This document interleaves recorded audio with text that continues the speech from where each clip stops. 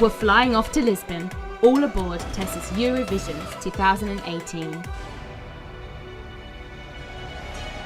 Good afternoon, Europe. The time is now 12 p.m. My name is Tess, and you're listening to my Eurovisions here on 87.7 FCOT FM. Everything's ramping up in the Eurovision world because the contest is literally next week, and I am so not ready. Oh, but I so am. And on that note, Te Deum!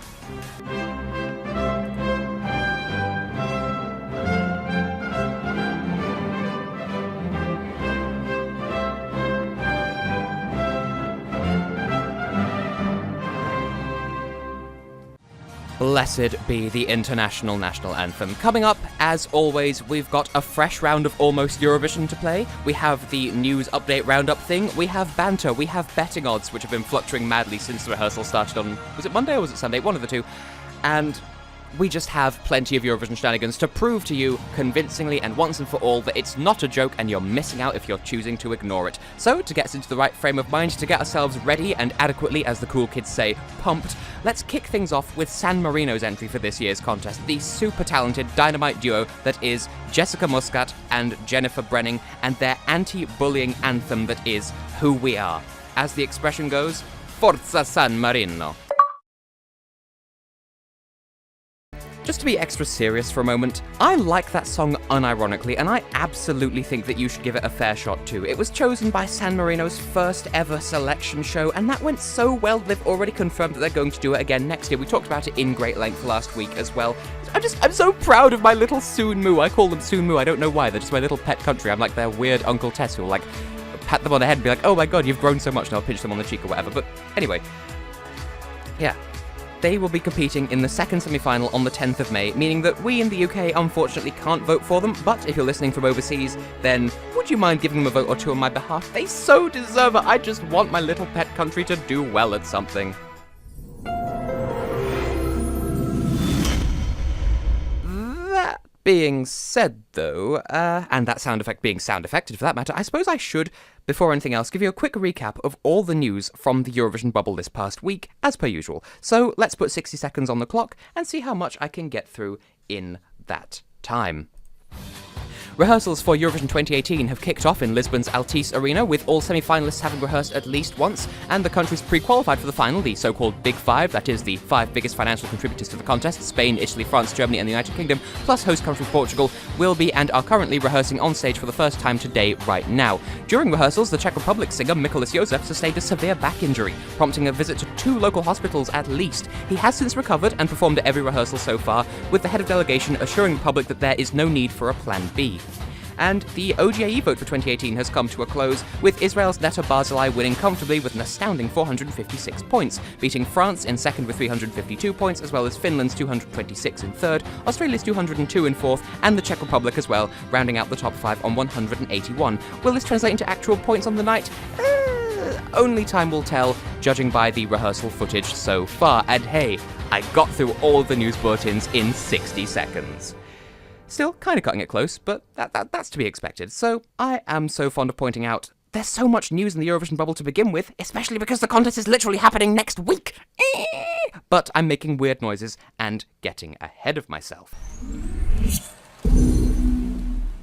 But with that, the time is now 12:06, and so between that and the little sting you just heard, I make it about time for this week's round of Almost Eurovision. The rules are simple. I'll play you clips from 3 songs that all tried to represent their respective countries in the same year, but that weren't chosen in the end.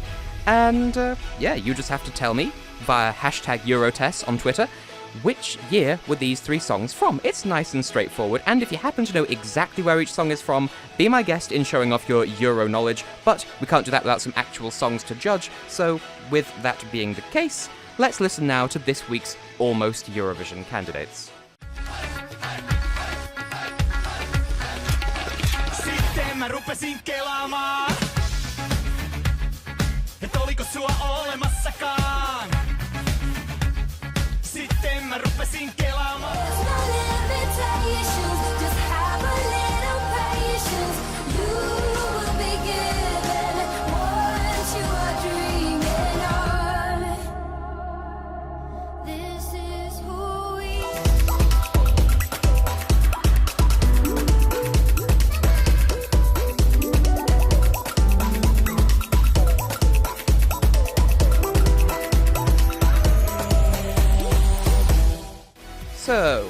How do you feel about those? Easy? Not so easy? There's no shame in making an educated guess every now and then. So yeah, get in touch with your answer via hashtag EuroTess. It's my own proprietary hashtag, no one else uses it, so please do get in touch.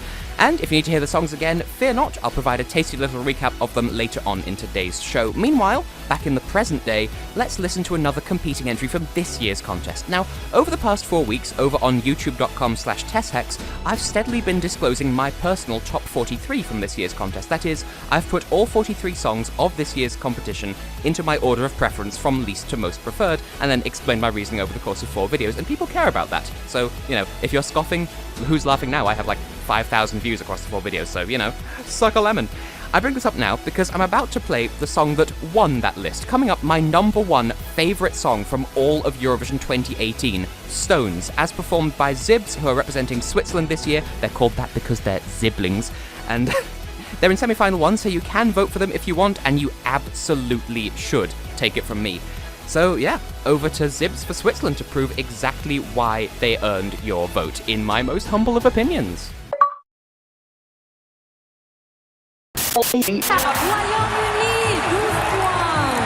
Top of the leaderboard, Tess's Eurovisions on FCOT FM. That is an absolutely brilliant song, Stones by Zibs, representing Switzerland this year. I really don't understand why it isn't wildly popular at the moment.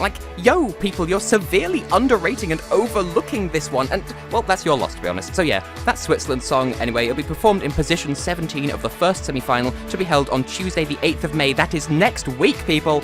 I'm so not ready. For now, though, let's have a question of the week, why not? Switzerland's song, for instance, has a message about cyberbullying and also kind of a little bit about the establishment and, hiding behind anonymity online just to throw stones at people just because you can. That being the case, my question is this: how do you lovely people feel about songs that have a message? It's very much a debate of 2 or possibly even more sides, I concede, so please do get in touch through hashtag EuroTess and tell me what you think, because the thing is, on one hand, if a song has a distinct message, it gives the whole song a reason for existing, and it serves a purpose with a social conscience so people can connect to it. Or perhaps it tells a personal story, or something else along those lines. The point is, if a song has a message, it's more likely to have been written out of genuine inspiration and a real desire to make music. Then again, on the other hand, there's definitely nothing wrong with songs that don't have a distinct message.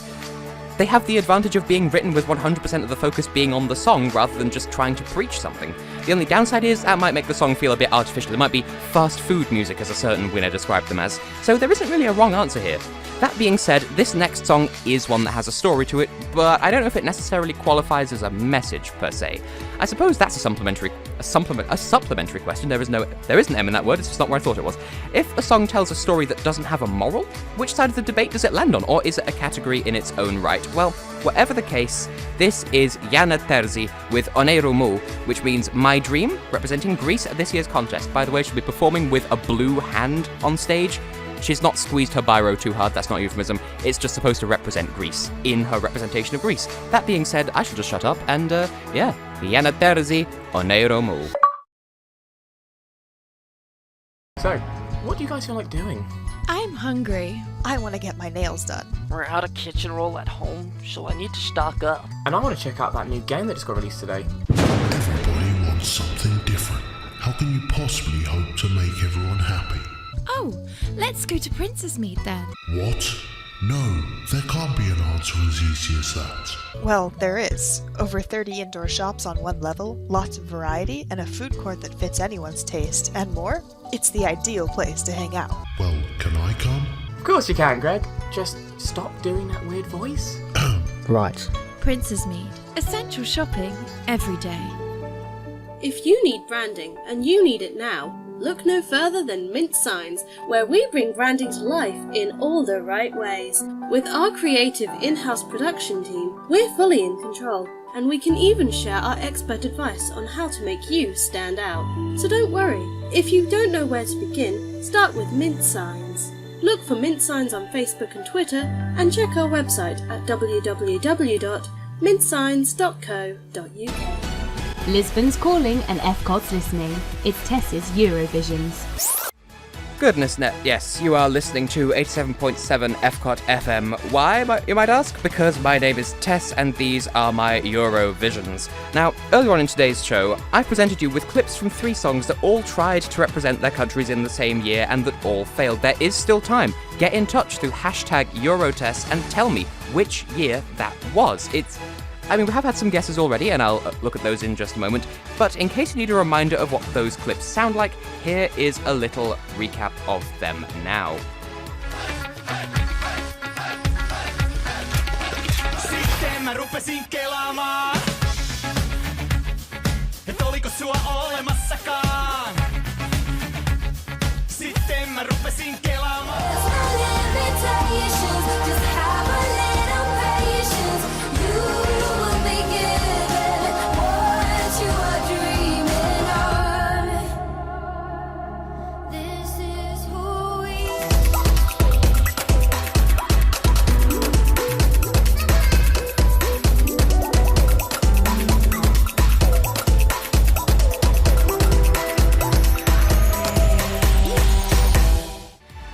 You know the story at this point, hashtag Eurotest wherever hashtags are found, but preferably Twitter, just because Facebook isn't exactly not garbage when it comes to looking up hashtagged posts, because, funnily enough, hashtags weren't meant to be used on Facebook to begin with, but I'm getting off track.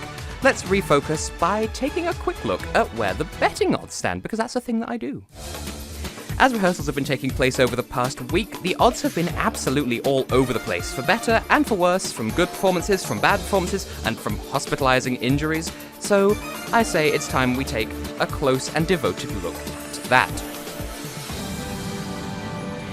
The most noticeable feature of the odds at the moment is that the top 5 is all shaken up. Israel continues to lead at the moment, though that is on unsteady ground at the moment, while Norway inexplicably leapt up into second place out of absolutely nowhere, most likely from pundits recognising the singer's name, Alexander Rybak, who won for Norway by a landslide in 2009. He now returns with an offering entitled That's How You Write a Song, decried by many fans as sounding more at home in the junior Eurovision than as an adult contest entry, but that's their words and not mine.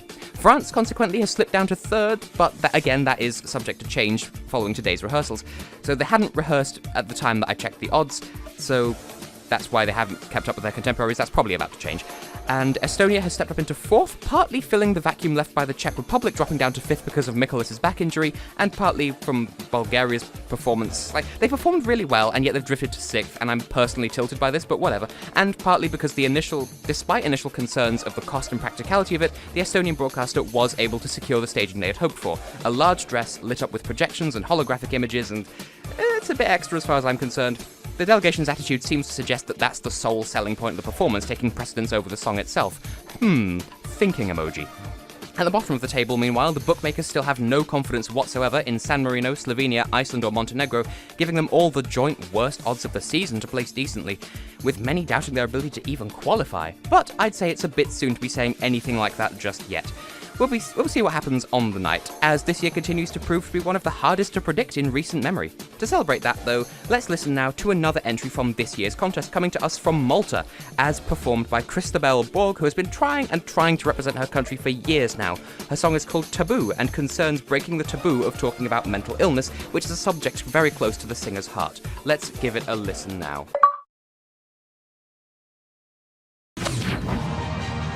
Tess's Eurovisions, bringing you only the best from Europe's favourite TV show. Christabel there, representing her home country of Malta with Taboo. That'll be competing in the second semi-final in position 12 on the 10th of May, meaning that we in the UK can't vote for it, unfortunately. Well, I say unfortunately. Would you vote for it? And I shall extend that question to my guest here in the studio. Joining me once again is local Eurovision aficionado Elliot Harris. So, yeah, Malta, yay or nay? Yay. Big yay. Massive yay. Massive yay. Yeah, so how are you feeling about it then? And what do you think of her rehearsals as well? Because that's a thing that's... might as well talk about it. I actually really like the song. I think it's great that's a song with a message. I think it's really, really important. The rehearsals look really good. They have tightened up a lot from her national performance. She's got... At the national final there was 4 dancers in a box. Now there's just 1, and they've got these 2 pillars that have sort of like images coming on and everything, and that seems to sell it a lot better. Yeah, it's like Portugal's like, we're not going to have LED screens in the background this year. Malta's like, screw you. We're going to bring our own. Bring your own prop. And It works. that's basically this year in a nutshell. Like, Portugal's tried so hard to go down the pretentious route of, we're going to have a really stripped back stage, and we're going to put all the focus on the song, and every country's like, yeah, no, we need gimmicks to make sure that people actually find our song on the stage. At the minute, we have Azerbaijan singing on what look like the icebergs from Titanic if they're broken into loads of 4, Sweden on a giant light box, Which is just exactly the same as Melfest, and I hate how arrogant that is. and just look, Israel with lucky cats on stage, like 2 bookshelves full of them. So it's a weird and wonderful time. Yeah, it's not exactly helping my case that Eurovision's to be taken seriously, but hey, some of them are good and worthwhile. Meanwhile, over on Twitter, we've had plenty of input. We've had several guesses for the Almost Eurovision of the week and several right answers. Meanwhile, we've also had, regarding the question of the week, the message in song situation, nothing wrong with a song with a message, but the message alone shouldn't be the reason for voting for it. Do you actually like the song? Yas! Preach! We also have Alex Gibson saying, I prefer songs with a message/story, but a song can still be good without it. Reasonable. And also, Tristan switched in to say that he likes the sustained bass note in one of the songs I played earlier. Classically called a pedal, it often unites the rest of the music and harmonies. I don't remember which song that refers to, but sure, I'll take it. I don't have a clue either. I would guess Switzerland. Yes. I'm like, I like the song, I don't like the song. I don't try and go that deeper sometimes. I have to by force because I review these songs on YouTube. Plug, plug, plug. And also, by the way, check Facebook and Twitter for links to the official Euro Test scorecards for this year's semi-finals, and I will be making one for the final as well, but since the semi-finals are Tuesday and Thursday next week, I'll have to make that on Thursday night, so that it's ready for Friday's show. It's going to be a bit stressful, but don't worry, I will pull through for you because I can do these things. Have a little faith in Tess. Who needs sleep, eh? Sleep is for the Danish. Nothing wrong with the Danish, it's just that's a reference from one of my live streams over on twitch.tv. No, but, well, I mean, yes, but anyway. I think now it's time for a bit of a throwback to a previous year, because that's what I've been trying to do. I've been trying to show to the world that previous year's contests also had quality tunage in them. So, to stand as testament to the consistent quality of entries at Eurovision, here is, as promised, a brief throwback to 2015, considered by many to be Slovenia's best entry of all time. Here's Mareja, consisting of Ray and Marietka Vovk, and yes, they are married, hence the name, with Here For You, which placed 15th overall in that year's final to mass critical acclaim. I mean, it came 15th, but, you know, whatever. So here's Mareja. We're flying off to Lisbon. All aboard Tess's Eurovisions 2018. Absolutely gotta love it. Mareja there, M-A-R-A-A-Y-A. There's 2 A's in there because Ray spells his name with 2 A's. And we actually had someone pitch invade the studio to celebrate that song, so clearly I'm doing something right with this show. Eurovision is brilliant! Why aren't you watching it? Because it's not on yet. But watch it when it's on! Good grief. Hopefully, yes, I have proven that this year isn't just some lucky fluke. There is great music throughout Eurovision history without fail. And if you choose to tune it out, you're doing nothing but depriving yourself, mate. Or materino, matey duty friend people. I'm cool, I swear. That being said, I do hope you're enjoying the show, and I hope even further that I am proving my point about Eurovision being worth the time of day and then some. If you want to hear more from me, don't forget about my YouTube channel, youtube.com/TessHex, where I have reviewed all of this year's songs in great detail, and last year's, and the year before's, and the year before that's, and you get the idea. Also, I do in-depth analyses of individual countries, I did a 2-part video dissertation on how to win the contest outright, and more besides. Worth checking out, in my most humble of opinions. I'd like to think I can get a glowing recommendation from my guests. Yes. I guess so. Lovely.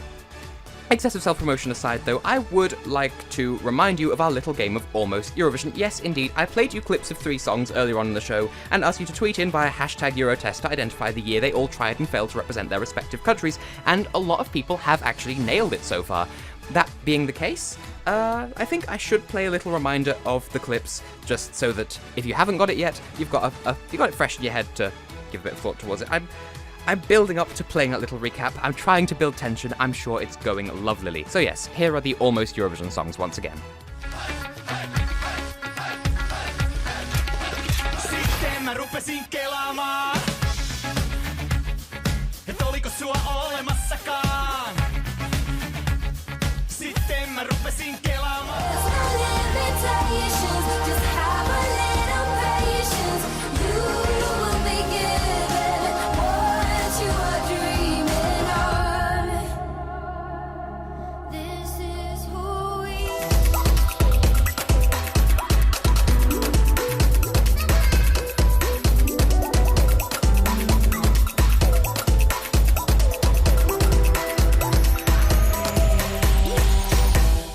think you've got the year? And some people have already, so shout out to you. I will mention you in just a moment when we give the answer. Get in touch, though, using hashtag Eurotest to respond to anything in today's show.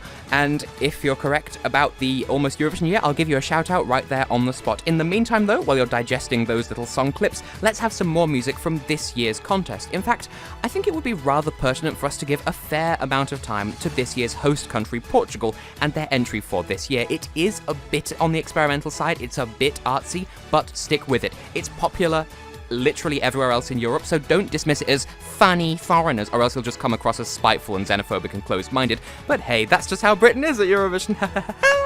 On that note, here's Claudia Pascual and Isaura with O Jardim, which means the garden. Take it seriously, because otherwise you'll miss out on a great song. So, over to Claudia. Calling all creatives. I repeat, calling all creatives. Introducing Overworld, a new YouTube production company based in Fleet, where we can help you turn into a creative, productive entrepreneur. It doesn't matter whether you're a player, an editor, or a graphic designer. We want you. With industry leaders and incredible technology, we're ready to turn you into the next big thing. So call us on 01252 620 777 and arrange to meet us right now. Join Overworld and press start on your YouTube career. We are now approaching our destination of Travel and Tourism at Farnborough College of Technology. The local time is your future. Thank you. If you look out the window of the aircraft, you'll see a promising career in the industry where you can earn as much as £40,000 per year or more. Farnborough will provide you with all the foundation you need to pursue higher education in the field in one full-time 2-year course. For more information, go to farn-ct.ac.uk. We hope you've enjoyed your flight. You're about to land. Please fasten your seatbelts. All aboard. You're listening to Tess's Eurovisions, only on FCOT FM. Hello, bonjour, guten tag, privyet, etc. You're listening to 87.7 FCOT FM, and by extension, me, Tess, and my Eurovisions. The time is now 12:40. Where does the time go? And Eurovision is literally next week. Where does the time go? Don't miss it. No, really, don't miss it. I will find you and make sure that you don't miss it. But before we get too hung up on my thinly veiled threats to apparently kidnap people and force them to watch the contest, before we get too hung up on the near future, we do have one small throwback to deal with first, and we have had plenty of tweets in response to this. So yes, it's time for me to wrap up this week's edition of Almost Eurovision. You do still have one more moment to get in touch with hashtag Eurotest if you think you know what year these 3 songs all didn't quite reach the contest. I will play you the clips one more time, and then we'll have the answers. Sounds fair? Well, even if it isn't, here we go. Sitten mä rupesin kelaamaan, et oliko sua olemassakaan. Sitten mä rupesin kelaamaan.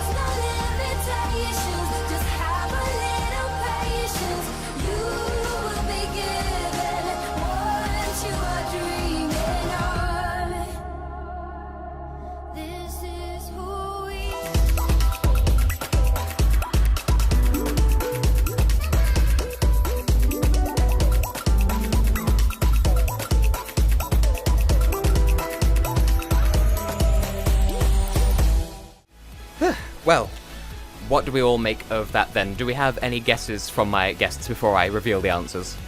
You can go first. Oh, I haven't even been properly presented yet. Well, Ozzy is here, as always. He usually floats around at this sort of time.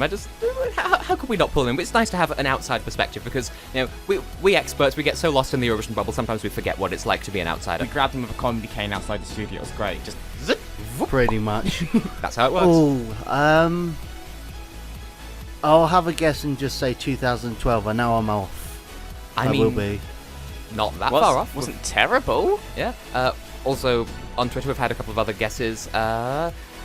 Tristan says, just a wild guess because, hey, it can't hurt. I'm going to go for 2011 just because that was a weird year for me. Getting colder. So, Elliot, how detailed are you prepared to go with this? Quite detailed, to be honest. It depends how detailed I'm allowed to go with this. I mean, go right ahead. Well, do you want me to just say the year out and out then? Yeah, go ahead. 2015. Purely because one song that I still listen to today. which was the second song, which is Carolyn Parks and Human Beings, which tries to represent Norway, and it didn't even make the top 4 of that selection. I was very disappointed. I didn't know it was competing at the time, but in retrospect, I am also offended. She did have like a massive billowy cape sort of thing on and win, so it was great. I loved it. It's a lovely motivational song. Yes. Did you recognise the other two? The other two, not so much. The first one I was going to guess is Cyprus, because I know it's not Greece, because I remember following that one. Cyprus I didn't, but it had that Mediterranean ethnic feel that we know that those countries sort of send. And the third one, I don't know, but I enjoyed it, whatever it was. Well, the third one was Mesmerised by a group called Past, who tried to represent Hungary in 2015. Oh. So it's a very good song. What? Even if it is slightly creepy, just as that child's voice going, bye-bye, in the music, like, time for Tubby, bye-bye. It's very adult, though, just very much, here's a bit of everything. And it's really good. And you're going to absolutely die. That's another weird test threat, apparently. No, but that first one was actually from Finland. What?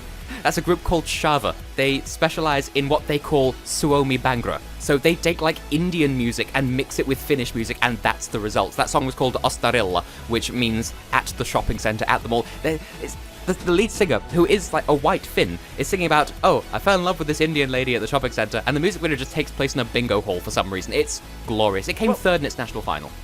Wow. I mean, to be fair, Finland back in the 80s did send a reggae song, so I should have seen that coming. Finland is also responsible for that one song that goes, let your hip go hippity pump pump, so... Oh, yeah. I can believe it. I mean, the Finnish lyrics aren't exactly any better, because in the Finnish version, the lyrics translate to, put your bottom next to mine, pump pump. Not really helping my case, I mean, that was like the 60s. We have moved on from that, and if your mindset is still stuck in the 60s, that is entirely your problem. Finland, if you are listening, you have improved though, so thank you. Yas, Queen because Sarah Alto, apparently. Yes. So, shout out over on Twitter to The Weeble, followed by a whole bunch of flags, Hungary, Czech Republic, Ukraine, Macedonia, Portugal, and Belgium. You like a lot of songs this year, I'm guessing. So yes, you're correct about Finland and 2015, and... Do excuse me, I've got something going on in my throat. Hearty and then a whole string of numbers. Hello, it is I, joining for the first time live Tess's Eurovisions. Recognised Human Beings by Karen Park, who took part in Melody Grand Prix, Norway's national final in 2015. You are absolutely correct, Amundo. And, is that everyone who guessed? Again, I thought there was someone else, and I appear to be just completely missing them. Well, whatever, it was 2015. Shout out to you if you got it right. Also, had a message in saying, I love the Portuguese song, it's haunting and beautiful. I'm glad it's not in English, songs always sound better in their native language, but could you maybe explain to the listeners what the song's about? Do you want to cover that, or shall I? I know it translates to My Garden, but I'm not fully sure what the message is. I just know she has a lovely voice with bubblegum pink hair. Yeah, well, the song is actually, the garden in question is actually the flowers on her grandmother. I think it's Isaura's grandmother's grave. So it's like, I'm going to water your garden, I'm going to honour your memory. But, the song's supposed to be written to, be haunting and, not getting any closure because I'm not really over that. So that's one of the 3 songs this year about dead people, alongside Hungary, which is about RVS's lead singer's dead father, or... is that what it was? Yes, because it's... And then Germany is about his father. About Michelle's dead father. So, a lot of dead people. Which sounds like his father's left their family, but his father's actually passed away, but the lyrics make it sound like something else, because it's, you let me walk alone. And it makes it sound like he's just left them, but his father passed away, he didn't walk out on their family. So, yeah. So that sort of feeds back into the question of the week. Songs with messages. The message is, death is inevitable. Is it really? Just gonna leave ominously hanging on that. Just in the words of Alessandro Capicchioni from San Marino, soon it will be over. Eurovision suddenly got really ominous, wow. Yes. Anyway, coming up now though, well, we've got through 3/4 of the show and I still haven't played you one of this year's Almost Eurovision songs yet, and that's something I've been trying to do this year to prove that even the songs that don't quite reach the contest are still of consistently good quality. So, today's offering comes to us from Belarus in the form of Chmarki, which means clouds, by the electro group Shuma. Again, it's a bit on the offbeat side, but I absolutely love it personally, and I would have voted for this if Belarus had only chosen it. Alas, I'm not a huge fan of the song they did choose in the end, but that's neither here nor there. Not representing Belarus this year, here is Shuma with Chmarki. Lisbon's calling and FCOT's listening. It's Tess's Eurovisions. There we go, that was Chmarki, which means clouds, which was going to represent Belarus, but then it didn't get chosen in the end. They instead went with Alexiev and Forever, which, I mean, kind of allegedly violates the Eurovision rules, but that's an entirely separate kettle of fishy nonsense that we're not going to get into that. So, what do you guys think of that song anyway? weird psychobabble, and I loved it. It's definitely interesting. See, that there's room for every flavour of dingus at Eurovision. Everyone can try their own thing, and it will be seriously considered, as long as you take it seriously, because this is saying nothing of a certain fanblog's website's half-baked attempt to represent San Marino, which was an awful joke that should not have been tolerated. I try not to laugh if I can't help it. Oh dear. Not naming any names, of course. No, not at all. It's not the first time they've embarrassed the people of this country, though. Again, I'm just talking words. So anyway, don't forget, over on Twitter and Facebook, I have posted links to where you can download your very own scorecards for the semi-finals. They're in full colour. You'd have to print them out in colour, but they're in colour. I've got little flags. I've got little 3-letter hashtags for each country, which, like, that's a thing that Eurovision is actually pushing. Though I'm slightly bothered because in 2015, Romania's was hashtag ROM, and so that's what I used when making last year's things, like the scorecards. But then last year they changed it to ROU. Eurovision, why? You're making me look bad. The weirdest one's the United Kingdom, because they use the hashtag GBR, and they're two separate things. Yeah, I mean, technically, but then again... Technically, yeah. What else could we have? We could have UKI, or UKM? UNK, UNK. Well, at least, you know, it's... Like, there were jokes at one point of if the Scotland separation thing had gone through, then we'd have to be called the former United Kingdom. Not going to talk any more about that, but just think about that, but don't think about it too hard. That would be fun. Oh dear. That said, though, I mean, Scotland have said that they would take part in Eurovision if they could, and, like, technically speaking, if the BBC just changed it slightly, because at the moment, the reason why Scotland doesn't take part separately is because the BBC holds the rights to represent the entire United Kingdom. So if Scotland took part as well, they would technically be represented twice, once as Scotland and once as the UK, which would be considered unfair. Could BBC Scotland not just get the exclusivity rights from them? Could BBC not just drop that and just give that to BBC Scotland? Because I mean, they could also give it to SBS. Wales compete in the Choir of the Year last year, and BBC Wales took over that one, or it was S4C. S4C, yeah. But so they can sort of give out when and which they want. So it's just that because the UK takes part as the UK, then the other UK members are blocked from participating. At the same time, we have a lot of good Scottish singers, and I'm worried that they would then beat us. So at the same time, I'm kind of glad they can't at the minute. Proof that neighbour voting literally isn't a thing. We would have similar tastes in music, so there would be some exchange of points, but I think the sort of the Anglo-Scottish inter-hatred would kind of override everything else. And I could talk about this with impunity because I am 1/4 Scottish myself on my father's side. Well, let's put it this way. Eurovision's in a country where they have one neighbour this year. One. And they still won the contest. Yeah, so there you go. See, you could take your theories of block voting and just shove your saltiness right where the sun does not go all aboard. I was coming up with that off the top of my head. It sort of shows. We noticed. So, have I made you any more likely to try and make time for Eurovision this year? Oh, come on. I definitely should try. You definitely should. Yeah. I will be pestering you for what you thought of the songs. Yeah, I will make your life sure a living will. hell. A glittery. You'll have a pop hell. quiz ready for you next week. Literal pop quiz. You best not. Dearie me, but now the time is... Okay, the time is now 12:54. I giggled because Tristan switched in with the country formerly known as the United Kingdom. Yes, we'll go Prince. Can you imagine trying to call that out, though? They'll be there all night. I mean, to be fair, in 2006, because Greece is so sort of tetchy about the relationships with Macedonia, they didn't even shorten it. They just called them the former Yugoslav Republic of Macedonia. And every year we have this issue, and even I'm not sure what they're being addressed as this year. I'm not entirely sure.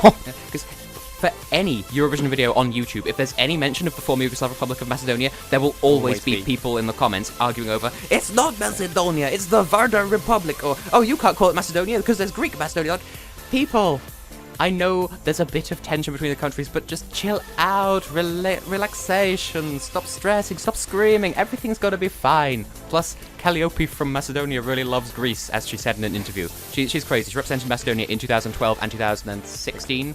And in one interview, I think she said something. It was basically just, I love Greece! Yeah, she basically got being much attacked by a Greek reporter, and she just kind of like backtracked. It's just been like one of the funniest moments in Eurovision history, because she's just saying, I love Greece food, I love Greece music, and then she ends it with just going, hi Greece. And it's just brilliant.